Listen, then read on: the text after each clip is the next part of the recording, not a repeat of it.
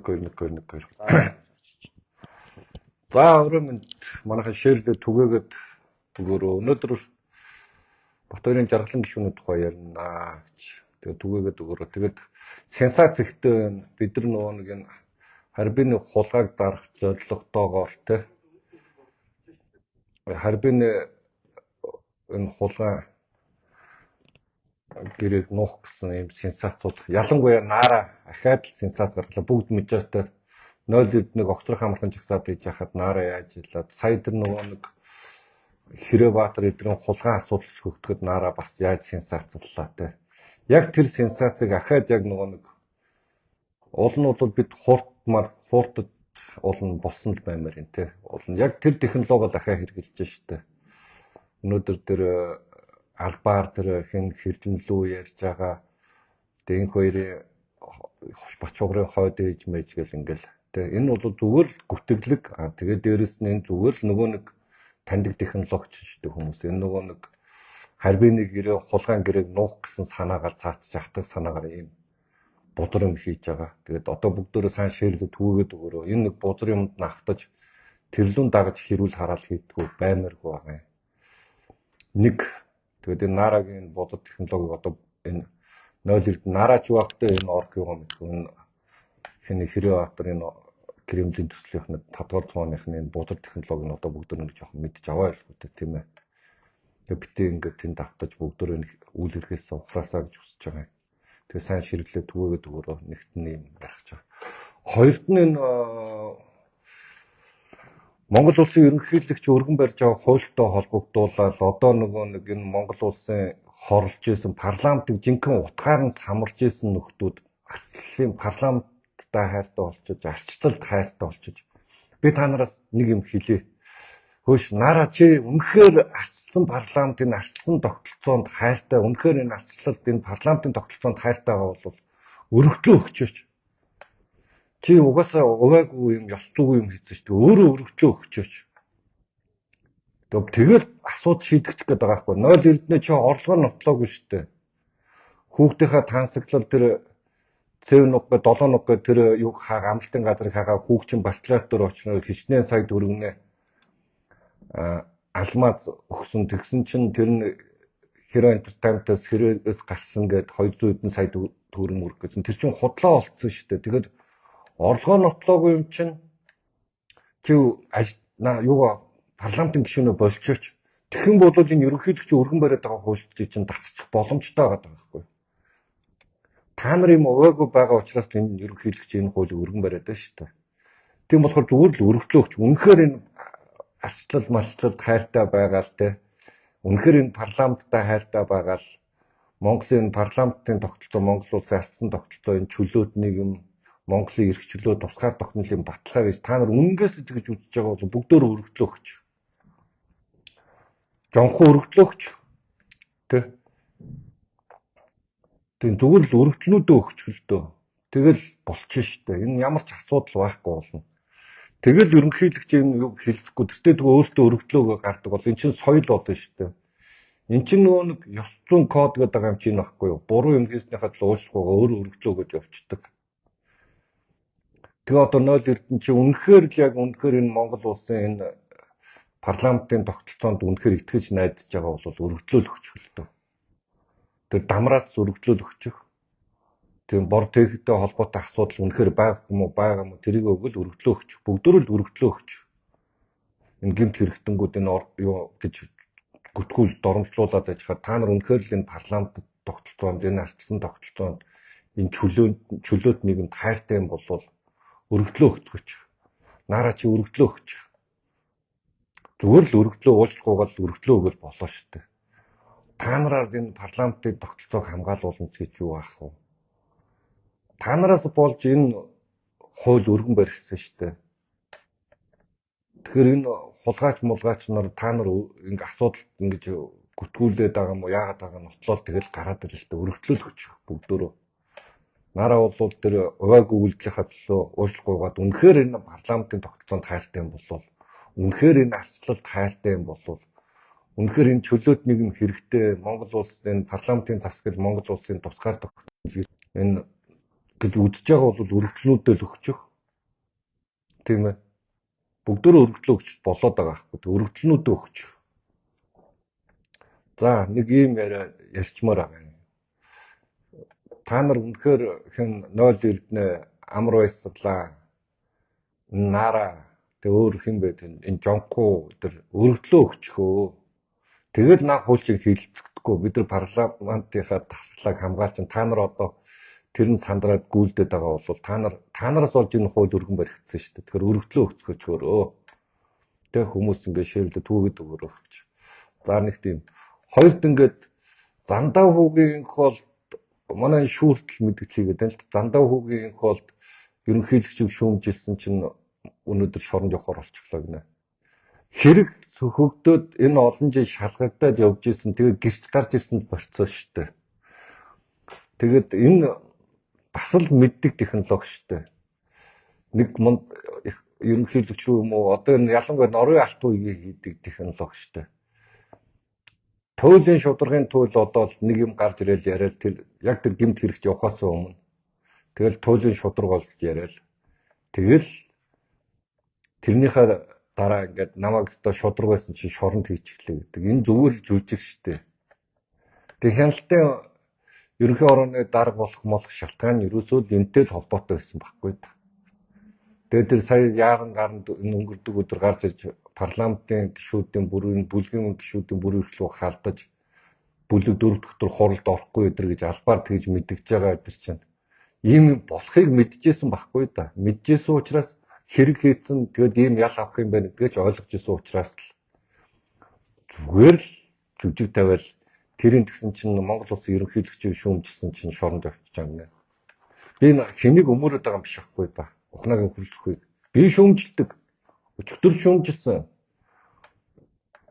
Парламентын иргэдээс мандат аваад орсон гишүүдийг ганцаархан өөрөө ард түмний төлөөлөх хэрэгтэй өдр гэж яриад байгаа өдр чинь энэ дарангуулын шин чанараа гэж би шүүмжилсэн. Тийм монхог байж болохгүй. Түүхийн багш нар дээр очичоод парламент дээр юу болоод байгаа тухайгаа тэр парламентын гишүүд рүү хандах уур хилэн гэдэг түүхийн багш нарт оч гаргаж болохгүй шүү дээ. Ийм мулгуу хийж болохгүй шүү дээ ерөнхийлөгч нь. Энэ шүүх засаглал руу халдах хандлага баггүй да. Албаар шүүх захиалгаар хэн нэгний тохио зангаагаар яадаг нөгөө хонгол гэдэг юм ал баталгаажуулж хүмүүсийн уурга тархинд хийх гэсэн санаагаар ярьж байгаа нөхөө эсгэлээ. Тэр хонгол угсарсан байсан бол Алтмаагийн батлага өөрөө шүү дээ. Бүгд л одоо санаж байгаа хэрэг. Нөгөө оцгондох юм блэ. Тэр юунд яадаг ч уундаггүй нэ. Тэр чинь үндэсний аюулгүй тэрнийг юун дээрээс компьютер дээрээс схем гарч ирсэн биз дээ. Тэгээ бодит юм чинь тэр шүү дээ. Одоо тэгээд Алтмаагийн Батбулгын энэ томилсон шүүгчнэр л байж байгаа шүү дээ. Тэгээд тэнцээ жинхэнэ хонгол угсарч ирсэн биз дээ. Энэ одоо нянгар чинь шүүгчнэр хэнийг ямар ял өгөхөө засгийн газрын байшингийн их хурлын парламентын ордны энэ 3 давхраас хэнд ямар ял өгөхөө хүлээгээ сууж байгаа авдаг гэж нянгар яриа үстэй. Энд чинь бол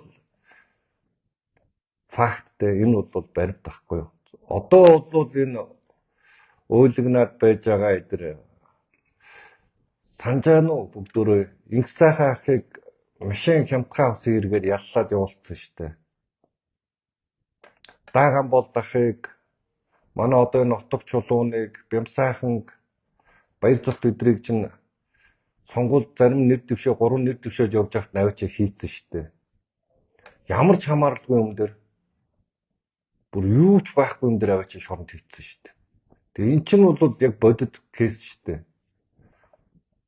Тэгэд өөрсдөнд нь ингээд энэ асуудлууд тулгараад те яг бодиттой юм асуудал тулгаж яхад өөрсдийнхөө хилмигдүүлжсэн тэр дүр зургаа ахиж нэг жүжиг болгож хилмигж байгаа дүр хэсэгт энэ мэнийг одоо болмоор байна. Бид нар энд иргэд маань жоохон ухаалаг баймаар байна те. Жоохон юм тийм эрүүлэр ханддаг баймаар байна. Нэг өдөр ерөнхийлөгчийг 2 хоногийн өмнө шүүмжлээ тэгээ шоронд явдаг гэж тийм мангар юм гэж ямар юм байх вэ? Чи бас нэг улс байна шүү дээ бид нар чинь. Хууль хяналтын байгууллага, цагдаатай, прокурортой, шүүхтэй зарим нэг муу хүмүүс байгаа. Би шүүхийн шийдвэрийг шүүхтэр бүгдөө тийм муу ингээд хэн нэгний үгээр явдаг гэж бол ойлгохгүй байгаа. Гэмт хэрэг хийсэн бол хариуцлага хүлээх нь зүй ёсны хэрэг шүү дээ. Тэгээ ерөнхийлөгчийг шүүмжилсэн чи явцсан идэр гэдэг байгаа. Тийм биш ээ. Энэ бол ахаал нөгөө нэг тавьж байсан жүжиг. Тэгээ Нарагийн нэг увайгүй зан гаргаад албаар ингэж байгаа чи идэр чи нөгөө нэг харбины гэрээний сонсгол явчихвал гэж сандраад ахгүй да. Харбины гэрээний юм сонсгол явчихвээ. Үнэн илэрчихвээ гэдээ айгаад ахгүй. Ноцтой юм ярьсан шүү дээ. Би өчигдөр ярьсан бас ахаал ярьж байна. 0 чи өчигдөр дээр юу яаж ах та. Хятадууд алдагдсан өртгөндөө тооцоод манай 2 толгойг авч байгаа юм шиг үлээ шүү дээ. Ах нарын баасыг цэвэрлсэн гэдэг тэр төрсөн ахаас нөөцгүй нэг амиа ахыхаа баасыг цэвэрлсэн билээ шүү дээ. Халтмаагийн Батулгын өрийг дарах гэж тэр 2 толгойг чинь хятадуудад тэр алдагдсан өртгөнд нь тооцоод өгчөж байгаа юм шиг үлээ шүү дээ. Өчигдрийн тэр 0-ны ярианд шууд тэгж л ойлгох хичээлээ. Тэгэд эн чинь ноцтой юм байхгүй да. Зүгээр ингээд алдагдсан боломж юм болно ингээд байна гэдэг тухай бол зөндөөл ярьж ирсэн те. Тэгэд маргааш нэг Монголыг хорлогч буюу урагч гэдэг нэвтрүүлгээ 13 цагаас 1-р хэсэг нь 2-р хэсэг нь нэм гарагт оруулна. Тэгээ цаашаа цуврал хийх гээд бэлтэж байгаа. Тэгэд тэн дээр би 22 онд ярьж ирсэн байхгүй ингээ хулгайлцсан байна гэдэг. Тэгээ танк орж ирнэ гэдэг үлгэрээс чинь болоод өнөөдрийн харбины гэрээ хулгай дээрэм те энэ 0-ны идэл уулга энэ духан дээр эцэгтэй байшингийнхны дээрэмчдийн тансаглал нөгөө нэг нацаг дөржмаа цагаан сар ба хадны улмус гэж зохиол дээр гардаг шиг дангийн ихнэрийн тааргалсан дулмааг нь турсан гэдэг долгор гэдэг лөө дулмаа гэдэг хатад дулмааг нь турсан адилхан болж өгдөг шиг энэ духан дээр эцэгтэй байшингийн дээрэмчдийн идлэг уулга иргэдээ худалдаа авах чадвар мууцсан яг л ийм ч болсон бидтэй. Мөнгөнийхөө баримжааг мэдхээ боллоо зарим баяцсан те. Ийм болсон. Тэгээ энийг нэг эрүүл ухаанаар бас нэг эргцүүлээ бодоорой. За тэгээ жаргалангийн тухай ярина. Ер нь энэ гендер гэдэг үгнийхээ манайх нэг жоохон утга санааг ойлгох юм уу? Хаанаас ямар их хэлтэй яагаад ийм байдгийг тэрийг нэг жоохон ярьж хөгмөр санагдаад байгаа юм. Парламент руу ороод ингээд мунхаг мулгуу болоод ирэхээр ингээд үннийг бичгээр эмгтэй хүн лүү дайрлаа гэдэг.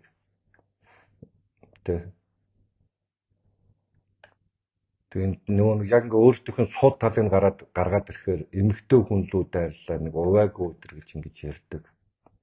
Парламентын гишүүн байна гэдэг чинь эрэгтэй эмгтэй хүүсийн тэмцвэртэй байдлын тухай ойлголт огт биш шүү дээ. Тинчээ арай мэдлэгтэй хэсэг нь бас шийдвэр гаргах ёстой гэдэг байгаа шүү дээ. Тинчээ эмгтэй хүн эрэгтэй хүний тухай яриа биш байхгүй юу? Тэгээ энэ феминизм гэдэг юм хаанаас анх яагаад бий болцсон? Одоо яагаад хүн төрөлхтөний гендерийн тухай яриад гэдэг юм хэрэг.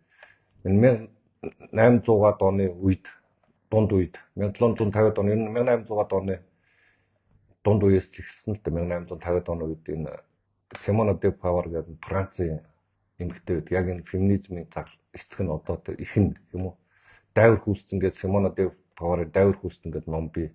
Төм номын санд 2 бүтэн байгаа. Манай Мөшин номын санд 2 бүтэн өгсөн. Тэрийг уншихаар аягүй тодорхой байгаа. Тэрэн дээр тэр юу вэ гэхээр тухайн үеийн 1789 онд энэ Парисын хувьсгал ялцсаны дараа ер нь бол энэ Европт эмэгтэй хүн гэртээ байх ёстой ингээд эрэгтэй хүний чимэг болоод ингээд байж ах ёстой. Эрэгтэйчүүд бол нийгмийн харилцаанд орж ин бодлого ямарваа нэг юм асуудлыг шийдэх ёстой л гэж хэлсэн байхгүй. Тэгээд тэр ингээд асуудал яригдчих ах үед тэр Симона де Павар гэдэг эмэгтэй юу гэж хэлсэн бэ гэхээр үгүй эмэгтэй хүндсэн хүн штэ адилхан шийдвэр гаргах ёстой штэ л гэж анхны тийм феминизмын чинь үүсэл нь тэр штэ. Тэг эмэгтэй хүн арай бага цалин авдаг ус Америкт бол эрэгтэй хүнээс арай бага цалин авдаг байсан. Тэгээд үгүй яагаад эмэгтэй болсныхоо төлөө адилхан хөдөлмөрлөж бага цалин авах ёстой юм бэ гэдэг ийм л энэ феминизм чи эндээс л эхэлсэн шүү дээ. Тэгээд социалистууд бол энийг коммунистууд хамгийн их ашигласан. Эмэгтэйчүүдийг нийгмийн багц хэрэгсэл болгож харсан байхгүй. Эрэгтэй хүнтэй адилхан хөдөлмөрийн шулаад байж болох юм байна гэдэг. Тэгээ манайд бол яг энэ социалист сэтгүүтээ одоо хүртэл ингэж явж идэг. Эхлэл нь бол ерөөсөө нийгмийн харилцаанд эрэгтэй эмэгтэй гэж хүн байхгүй, бүгдөө л оролцож гэсэн байхгүй да. Human right буюу энэ хүний эрх гэдэг байгаа чинь эрэгтэй хүний эрхийн тухай анх 1789 онд баталсан байхгүй. Тэгээд эн чинь сүүлд нь хүний эрхийн түгээмэл тунхан монхог болоод явцсан. Эмэгтэй хүний эрх, эрэгтэй хүний эрх, хүүхдийн эрх, тэр хөгжлийн бэрхшээлтэй иргэдийн эрх, тэр ЛГБТ-ийг эрх мэрх гэж ерөөсөө байхгүй шүү дээ. Ганцхан л хүний эрхийн тухай л ойлгож. Бид нар чи адилхан хүн байхгүй юу? Эрхийн тухай үед физиологийн талаас нь бол өөр шүү дээ тий. Тэгээ би нэг юм ойлгохгүй байгаа ингээд парламентод гендрийн харьцаа байх ёстой гэдэг. Секс хийх гэдэг юм уу? Яг яах гэдэг юм. Парламент ч бол мэдлэг байх ёстой шүү дээ. Тэнд эмэгтэй хүн орохоор яг юу нь илүү болох гээд байгаа юм. Тэг мэдлэггүй монхогчууд орохоор яадгийг бүгдөө л одоо харж штеп нараа хасахуулаад одоо энэ жаргалангаар хасахуулаад. Тэгэд энэ харбины нэг гэрээг сонсно гэхээр жаргалан юунд нь сандраад ингээд яагаад гэдэг юм бол гайхаад байгаа. Бүгдөө нэг зүйлийг санах хэрэгтэй. Эн чинь нэг тэр Харвардын коммунист, залуу коммунист тэр Батнаар имлгээ Дөрвжбай гэдэг нэг тэр нэг халтар бацаантаа тэгээд энэ орон байрны хулгайч болормоо нэг ховдээ. Тэгэд нэг хамгааллын сайд байсан чинь Жасраг энэ илүү ач охин тэр ариун заяа эдэртэй цуг архиуж агаад бичигдээд буян болж исэн биз дээ. Дараа нь оюутлын сонсгол дээр нээлттэй баримт бичиг баримт бүх юм нээлттэй байдаг сонсголыг хийхдээ яаж дөөлөндчихлээ. Тэгээ энтертэй ямар нэгэн байдлаар холбогдсон байгаад байгаа юм шүү. Би бол тэгж хартж байгаа. Тэгээ нарцсан намын эмэгтэйчүүд бас нэг юм бодоосоо гэж үздэг байна. Мэдлэггүй хүмүүс ороод яадгийг бүгдөө ахаад 20 чинь ингээд хорвоо ертөнц ингээд энэ 8 жил дээр 4 жилээр дуусахгүй шүү дээ. 28 он дахиад л жагсаалтын гишүүд орно. Арслан эмэгтэйчүүдтэй холбооны нэг жоохон эрүүл сар болох онтой жоохон мэдлэгдээр суурьсан эмэгтэйчүүдээ парламент руу оруулахыг бодороо. Тэгээ эн чинь нөгөө нэг шийдвэр гаргаж байгаа чинь өөрөө энэ иргэдийн эрхийг хамгаалж шийдвэр гаргах ёстой парламент чинь. Иргэд юу хүсэж байгаа юм бэ гэдгийг ойлгох ёстой. Тийм хүмүүс орчиж шийдвэр гаргах ёстой. Тэгээ тэр шийдвэр та бидний бүгдийнх нь амьдралд нөлөөлдөг байхгүй да. Одоо энэ хэн жаргал нь нараа мараагаар шийдвэр гаргуулж бүгд амьдралаа тэр гаргасан шийдвэрээр нь амьдрна гэж бодцоодоо та нар. Тэр феминизмын талаар ойлголт байхгүй, гендрийн талаар ямар хүүс гэсэн үг шүү дээ. Хүүс гэсэн үг. Мэргэжлийн хувьд одоо ингээ Монголд бол эмэгтэйчүүд чинь илүү дамгаалах мэргэжилттэй шүү дээ. Боловсролт өндөртэй болсон. Тэгээ одоо энэ ихтэй сургууль сурж яхад голцлоо эмэгтэйчүүд сурж байгаа. Тэгэд энэ бүх зүйлээсээ улбаалаад ингээд эрүүл ухаанаар эхлэх асуудлыг жоохон бодчихъя. Тэгээ парламентод мэдлэгтэй чадвартай хүмүүс орж ирж энэ ингэж цааш явна.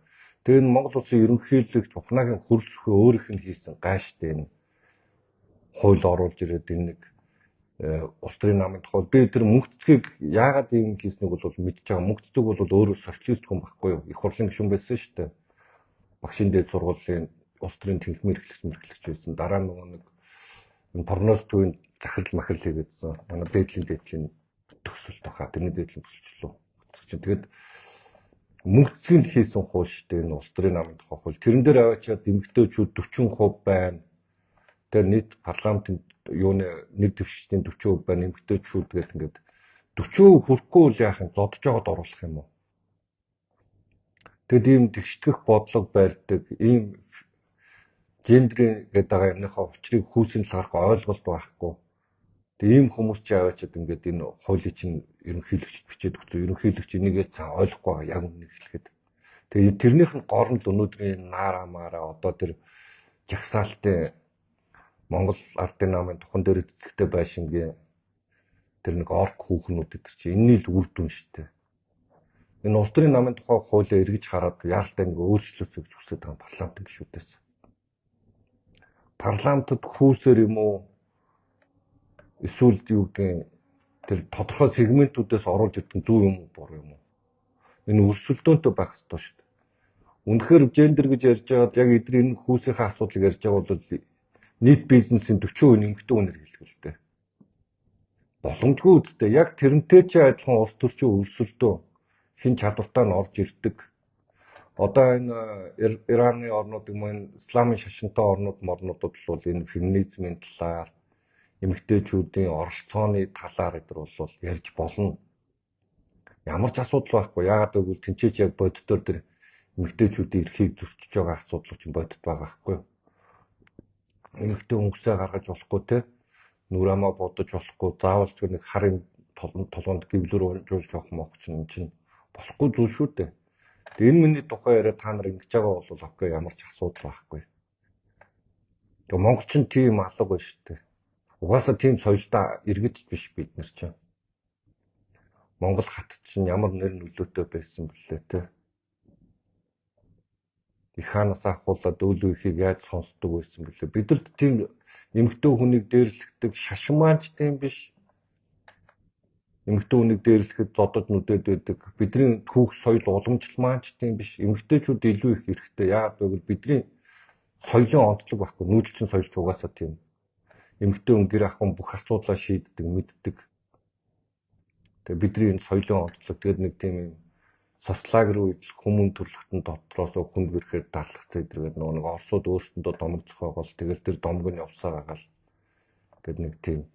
Тэгээ энэ суурлаад олон эмэгтэйчүүдийн байгууллага байдаг. Тэд нар бол энэ олон улсын эмэгтэйчүүдийн янз бүрийн сангуудаас мөнгө авахын тулд Монгол ирчүүдийг нэг баахан ярахчд, баахан дарангуйлагч нартай Монгол ирчүүд гэж агуу муухай юм байдаг юм шиг ойлгуулж ингэж сурчилт. Тэндээс энэ гаднаас санхүүжилт авахын тулд юм хийждэг.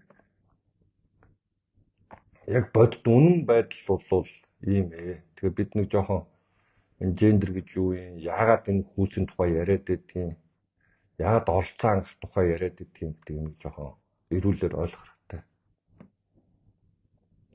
Манлал бол өөрөө л бий болж байгаа. Улс төр яг бизнестэй адилхан манлал хүсчихэд хэн зөв ухаантай, хэн илүү арцнаал байна, хэн зарчимтай байна, хэн үзэл баримталтай байна, тэ хэн хичээнгүй байна, хэн авьяас чадвартай байна, тэр хүн л урагшилж яадаг.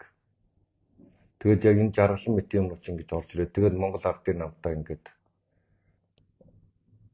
тохиролцоод үгсэн тохиролцоод ингэж яваад байдаг. Тэгээд нэг их орон ард түмэн ярьсан хүмүүс тийм баймааргүй байна гэдгийг хэлье. Тэгээд жаргалан бол яг бодит байгаа байдал нь энэ. Би бол юм нэмж хачирч өрн ярих дурггүй. Тэгээд иргэдээ 10 сая төгрөгийг одоо дэв парламент руу ороод байгаа та нар хараарай би жаргалангээ хаагаад гаргаад ирнэ. Иргэдээ 10 сая төгрөгийг санал оруулсан байгаа. Тэгээ энэ эдийн засгийн ямар мэдлэгтэй хүн бэ? Эрх зүйн ямар мэдлэгтэй хүн бэ? Мөнгө хэвлж 10 сая төгрөг тарах гэдэг юм уу? Тэгэх юм бол энэ талах чинь сая төгрөг болно шүү дээ. Монгол хүн нэг хүнд 10 сая төгрөгтэй бидний эдийн засгтай улс биш шүү дээ. Тэг хүн зүгээр байж хат мөнгө өгч явал энэ манай намын бодлого биш. Манай намын үзэл баримтал энэ либерал үзэл баримтал биш. Зүгээр байж хагаад ийм тэжээвэр амьтад бэлддэг үзэл баримтал бол манай намын үзэл баримтал биш. Тэг юу яриад байгаагаа, хэн юу яриад байгаагаа ингээд сайн бодож хараараа. Бид ийм хоёр нүртэй байхгүй тул яриад байгаа шүү дээ. Тэгэд ахаад хэлж намаа хуслаа гэдэг юм. Би юуч намаа хусаагүй шүү. Би харин намаа эрүүл байлгадаг. Энэ арчсан нам эрүүл саруул байгаасаа, арчсан нам үн цэнтэй байгаасаа, арчсан нам зарчимтай байгаасаа. Арчсан нам ингээд бус энэ иргэдийн сонгогчдынхаа итгэлийг даадаг тийм нам байгаасаа гэж яриад байгаа байхгүй гişүүдийг. Тэг бид яах 27 28 он дараалсан ялт гэдэг байгаа. Бид яаж иргэдээр очих юм? Манай намд цөөхөн уулгаач байдаг юм а. Тэгтээ яах вэ? Бид арай дээр ирэх юм уу? Бид зарчимгүй бол яаж очиж тэр юунууд дээр сонгогчдоос очиж санал авах юм? Бид худлаа ярьдаг байвал яаж очиж иргэдээс санал авах вэ? Энэ Монгол ардын намынхантай адилхан дээрэмжтэй байвал бид яаж очиж санал авах вэ? Тэгээ энэ үндцүүл гэдэг юм энэ үзэл баримтлал гэдэг юмыг ойлгохгүйгээр улс төрж явахгүй. Бидний монголчууд бидний хамгийн том мухардл энэ. Тэгэд энэ улс төрийн намынхаа хуулийг эргэж хараасаа гэж хүсэж байгаа. Энэ ялангуяа эмэгтэй гишүүд гэдэргээд эмэгтэйгээр ингээд төрөө барьдаг. Тэгэд хүч чадвартай хүчрхэг мэдлэг боловсралтай авьяастай ирэмгий тийм лидер манлайлагч эмэгтэйчүүд зөндөл байгаа шүү дээ байдаг шүү дээ. Чи манай нам дотор Куланда ихч байж л байсан. Одоо энэ Дэлгэрмаа ихч байж л байсан. Одоо гэсэн амьд цэрүүн төр хоёр хоёлоо байж л байна. Гадаад харилцааны сайдсан тоо яг ихч байж л байсан тий. Эдгэр чинь ингээд жишээ нь манай Куланда ихчийг тэр ир зориг гаргаад улс төр хийх тийм ир зориг байгаа бол тэгэл манлайлал явна шүү дээ. Авьяас биелэг тий мэдлэгээрээ. Тэгээ манай Дэлгэрмаа ихчийг мэдлэгтэй бол манлайлал явна шүү дээ. Тэгэхгүй нэг юм хүүсээрээ төрөө барьдаг. Хүүсрээр далаалгаж би эмхтэй юм чинь гэж сул дорой болгож өөрийгөө тэгж өргөдүүлжээж ингэж Монгол улсын парламент руу орж ирээд тэр парламентынхаа учрыг ойлгохгүйгээр самардаг баймаргүй байгаа хгүй та. Тэгээ эн чинь юм ингээд дуусахгүй 28 оны сонгуул болно. 28 оны сонгуулиар ялангуяа эмэгтэйчүүдтэй холбоо молбоо гэдэг байгаа энэ зүүн нөхцөлтэй холбоонууд нь тэг жоохон эрүүл сарвал ухаантай хүмүүсээ нэр дэвшүүлээрээ. Тэрний марагц биш мэдлэгтэй суурилсан жоохон эрүүл сарвал юмар асуудалд ханддаг. Тийм эмэгтэйчүүдэд нэр дэвшүүлэхийг бодоороо. Тийм ээ. За юм байна. За тэгээд жаргаланд юу хийснээ бүгдөө харлаа. Бодит байгаа зүйлийг тэгээд энэ нүүн хөгжлийн банкнаас би бол бас нэг юм айгүй хардаад байгаа шүү. Энэ жаргалан дээр ахаад нэг харт хүнц надад төрчөөд идэв. Хөгжлийн банк чинь энэ Норвегийн Алтан үеийн засгийн газар дээр хөгжлийн банкн дээр бонд тусгаж орчихсон хүн чинь Батбаяр Бортуна. Тэгээ одоо манай энэ Хотгоч чулуун энэ манай Мөнхбат тэгээ Шинэах мах дээр хэрэг үүсгэчихэд Норвегийн Алтан үеийн засгийн газрын гаргасан шийдвэрээс болж хэрэг үүсчихэд гэсэн чинь ганцхан Алтан үеийн хэрэг дээрээс хэрэгсэхгүй болоод хаацсан шүү дээ. Бишээ хинэ Батбаярыг Бортунаг ганцхан Бортунаг энэ хэрэг хийгээгүй юм байна хэрэгсэхгүйгээ хаацсан шүү дээ. Энд чинь асуудал байгаа юм биш үсттэй. Би бол хартж байгаа. Эндээ 8 явцсан биш үсттэй. Тэр оюутлогын сонсголыг астнамаас агүй итгэхийлөө ороод ингээд л тэр байгаа илэн байгаа мэдээллийг олоод харч чаддгүй. Тэгээ угаасаа тэр ди парламент руу 10 сая төгрөг гэж байгаа хүн яаж гэрээ уншаад ойлгохгүй. Тийм оруулж байгаа юм. Тэгээд ийм болсон. Би бол тэгж хартж байгаа шүү. Надаа бас хартах хэрэг бий. Тэгэхээр би бол тэгж хартж байгаа. Ер нь байгаа бодит зүйл юу юм бэ? Яагаад харбины гэрээг хүмүүс сонсохыг хүсэж байгаа юм бэ гэвэл энэ чинь ардл хулгай шүү дээ.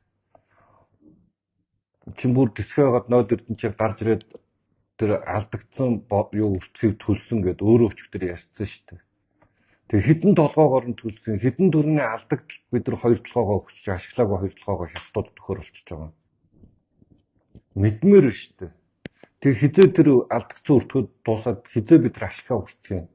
Яагаад Халтмаагийн Баттулгын энэ нойд эрдэнэ өөрийнх нь амиа ахих нь төрсөн ахтаа нэг хийж Монголыг бузарлсан тэр бузрын төлөө Монгол улс өөртөөх нөгөө ард түмэн гिचийнх нь баялгаа зүгээр өгөх ёстой юм.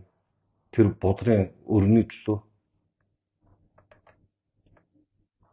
Тэгээ энэ бүгдийг сайн бодоосоо гэж хүсэж байгаа юм.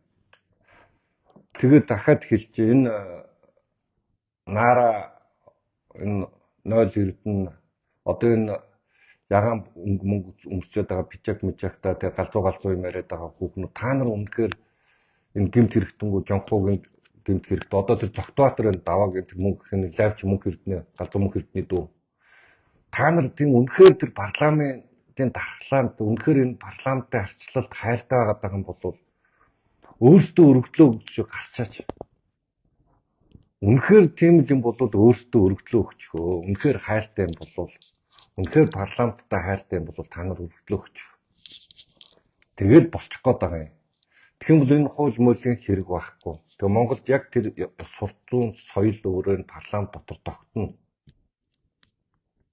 Үнэхээр Монголын парламентд үнэхээр энэ арчлалд үнэхээр энэ чөлөөт нийгэмд хайртай юм бол та нар өргөдлөө өгч. 0 эрдэнэ бол Монголын яг энэ бодит Монголын энэ юуг бол хамгийн их бузарлсан хүн чинь өөрөө шүү дээ. Парламентыг бичих хэрэг болгож дараа нь парламентын гишүүдийг дур зоргоороо доромжилжсэн хүн чинь 0-д нь өөрөө үстэй. Тэгээ одоо худлаа яриад байх юу гэдгийг. Одоо нэг парламент хайртай болчихно. Та нар гэмт хэрэг чинь илэрчих гээл эндээс буул гэмт шоронд орчих гол тэгэл сандралдаал парламент хайртай л дүрсгэж байгаа шүү дээ. Тэгээ одоо яг харбины гэрээгээд ийм асуудал өгтөөд ирэхээр тэр нараа ингээд янз янз юм руу сэвэд өөр тийш нь оруулах гэдэг байгаа. Тэгэхээр битгий хайларч манайхан тэрэнд нь автаараа шэрлээ түгээгээд өгөр бүгдөө хамтдаа гэж энэ харбины нээлттэй сонсголыг хийхийг гэрээний нээлттэй сонсголыг хийхийг шаардж байгаад үзье. Эндээс бүх хулгааны хүчиг тайлагдана. Танк орж ирэхэд үлгэрэлцэн зориулт албаар биднийг айцаар өдөржиж ямар их хулгай дээрнэ гэсэн эндээс эхэлнэ. Эдгээр юуг нууж агаад дарж агаад тэ хулгай хийснийг эндээс илэрнэ.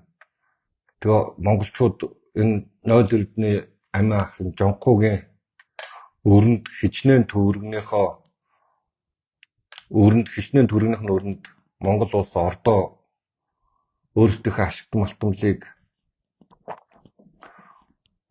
үнгүй өгч байгааг хэдэн жил төлөхийг бидний эндээс мэднэ. Оюу толгойн гэрээг чинь хүмүүс орилдоод ёстой пүүпа Монголыг идээ дуугаа шулаад дээрэмдээ тоноо иччихлээд дээ. Яг бод дүн дээр бол тэр оюу толгойн юу чинь юу штэ 7.5 тэрбум доллар штэ. Тэрнийг тойрч хэрүүл эргээд гэдэг штэ. Одоо энэ Дубайн төлгөө гэл ингээд 2.3 тэрбум долларын тухай яриад байгаа үстэй. Энэ харбины гэрээ чинь 20 тэрбум доллар шүү. 20 тэрбум доллар. Нулимс улимсаар цэлгнүүлээд байдаг тэр нэг юу н ховдын коммунист бацаам нь тэр чинь 7.5 тэрбум доллар 2.3 тэрбум доллар сүүлд нь болсон. Тэрний тухай та нарт маргаж ирсэн бол энэ харбины гэрээний чарт 20 тэрбум долларын асуудал байгаа шүү. Гэхдээ ялгаатай нь оюутлын гэрээнд ил байгаа нээлттэй байгаа хүн болгон үзэж болохоор нээлттэй байгаа. Харбины гэрээ бол нууц байгаа. Тэгээ мэдрэл муутай юм ярьдаг. Тэгээд үнэхээр энэ парламентын арчилт хайртай бол 0 эрдний наараа мараа те энэ оркууд та нар өөрсдөө тэр өргөдлөө өгчөөч. Тэгэл энэ хууль хилцэгдэхгүй монголчууд энийг тойрч хэрүүл хараад болж хоорондоо муулцад Монголын парламентыг ингээд сүнөх гэдэг нэдрэж монголчууд хоорондоо ярихгүй шүү дээ. Та мосон хулгайч нар чинь шалгуулахгүй байгаа учраас л ингээд байгаа шүү дээ. Та мосон хулгайч нар мунхаг байгаа учраас хүмүүс ёс зүй шаарддаг байгаа шүү дээ. Тэгээд үнэхээр Монголын парламентд Монголын эрхчлөөнд Монголын арчлалд Монголын чөлөөт нэгэн таартай гэж байгаа бол өөрсдөө өргөдлөө өгчөө. Ингэж хэлмээр байна. Тэгээд ялангуяа нарт намын гишүүд ахаад сайн бодороо би намаагүй шүү. Би хизээш намаагүй. Би энэ үзэл санаандаа хайртай учраас энэ үзэл санааг минь бодрлаад байгаа хүмүүсийг ил болгоод байгаа. Тэгэд ардын нам хулгайчтай байна. Манай нам хулгайчтай байна. Тэгэд энэ цөөх манай намд байгаа энэ хулгайч нарыг хөөж явуулж бид нар сонгогч дөрөө зарчим ярьж очих шүү. Энийг илүү сайн ойлгох гэж хүсэж байгаа. За, ганц нэг лав гэж бодъё. За, би нэг бас очие. Одоо манай улс чинь бол ардчилсан засаглалтай улс гэж явж байна тийм үү Монгол. За, зөвлөлт холбоот улс коммунист улс ч одоо анх Горбачев шинжилэл хийхдээ нэг хоёр ураатай эхлүүлсэн байгаа шүү дээ. Перестройка ба юу лээ? Солидарност гэдэг, гласност гэдэг. Нэг нь бол яг өөрсдөн байгуулалт, нөгөөх нь ил тод байдал гэдэг байгаа шүү дээ. Тэр коммунистийн хаалттай улсаас ил тод байдал гэсэн ураатай энэ улс ингээ өөрчлөн шинжилэл хийж идэл манайх ч одоо ил тод байдал байхаа болцсон. Тэгэхээр одоо манайх буцаад бараг коммунист маягийн улс болчиход байна гэсэн үг. Ер нь бол авторитар нэгэн чинь ингээ 100хан явдаг юм л да. Дандаа тэр нь юу гэдэг вэ гэхээр юм нэг ив нэгдэл, шудраг ёс тэгээд нэг дайсантай яг ингэж л явдаг авторитар улс. Энэ 1990 оноос хойш 91 оноос хойш зөвлөлт холбоот улс чинь задраад Орос улбаны улс бий даагаад 91 оноос эхлээд ингэж явж байхдаа 92 оноос эхлээд эдгээр чинь ингэж явж байхдаа юу болсон бэ гэхээр нээлттэй байсан байхгүй. Тэгэл 2000 оноос Путин чи яг манад одоо хийгээд байгаа технологи хэрэглэсээр байгаа. Одоо Путин магцсан төр болсон шүү дээ. Энэ бол яг манад хийжсэн технологи. Одоо энэ 0 эрдээ эдгээр шоронд орох гээд л үнгэлцэг нь хахарч гад л парламент тайртай болчиход байгаа хгүй гэмт хэрэг хийсэн учраас үнэхээр гэмт хэрэг хийгээгүй бол өгчхөлдөө та нар зүгээр л өргөдлөө өгөөл явчих. Тэрний чинь номтой ир чинь харуулж ирсэн мэт та нарт өргөдлөө өгөөл явуулсан. Тэр Нөгөө бандаж хандлах чинь 16 онд харуулаа үсттэй. 19 онд номт хоёр чинь харуулаа үсттэй өргөдлөө гэж гараал.